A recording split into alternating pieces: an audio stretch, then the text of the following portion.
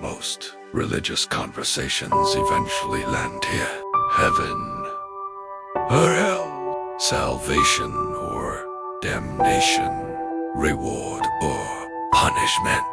But what if we've been asking the wrong question all along? What if the afterlife was never the point, but the byproduct? And what if moral transformation, not post-death destiny, is what religion has really been trying to shape?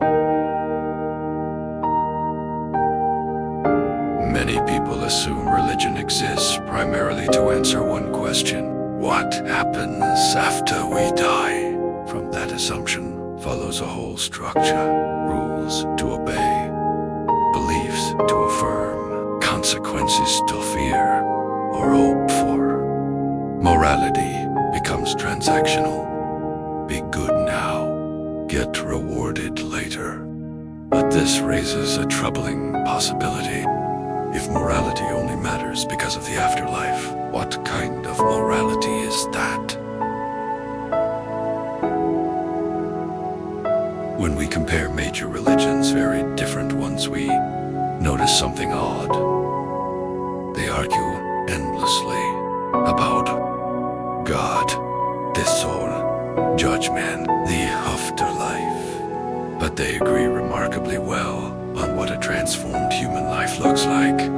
Less ego, more compassion, restraint of desire, responsibility toward others, care for the vulnerable. And here's the key observation: these ethical expectations apply now, not later. They shape how a person lives, not just where they end up, which raises the question: if moral transformation were merely a test for the afterlife, why does it matter so deeply in this life?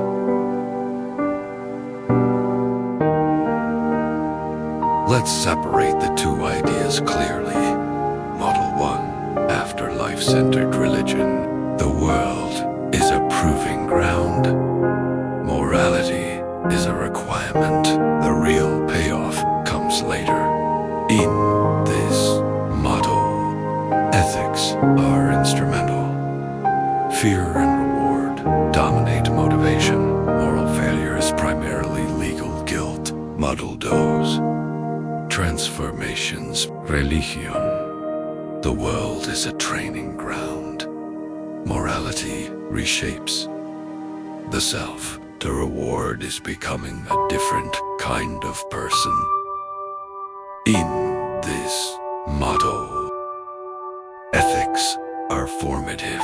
Motivation comes from insight and conscience. Moral failure is distortion, not just disobedience. Here's the critical question: which model better explains why ethics matter even when no one is watching? Consider this carefully. If someone becomes more compassionate, less violent, less enslaved to ego and greed, that transformation reduces suffering, improves relationships, strengthens communities. These outcomes are meaningful regardless of the afterlife. Now, flip the logic. If someone believes all the right things, but become cruel, arrogant, indifferent to suffering, can we seriously say the point has been achieved? This is why so many religious teachers across traditions keep returning to the same theme. The problem is not where you go after death. The problem is what kind of person you are becoming now.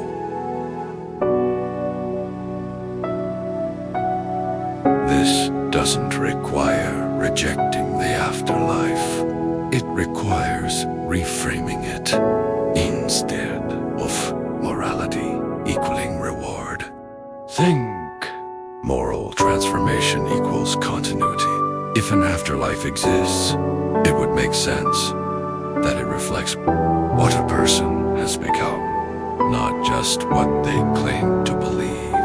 In that sensei, the afterlife wouldn't be a prize handed out arbitrarily, but the natural extension of a formed character. This distinction changes everything. If the afterlife is the point, morality becomes negotiable. Ends justify means. Identity matters more than behavior. If moral transformation is the point, ethics matter intrinsically. Hypocrisy is exposed. No group owns goodness. It also explains why genuinely moral people appear inside religions, outside religions, across cultures, because transformation is human work, not tribal property. Here is the thought many people sense, but rarely say out loud. If moral transformation is the point, then belief systems are tools, not scorecards. They may guide, motivate, warn, inspire, but they are not substitutes for becoming kinder, wiser, more righteous. And that leads to a final question, one that should make anyone pause. If there were no afterlife at all, would morality still matter?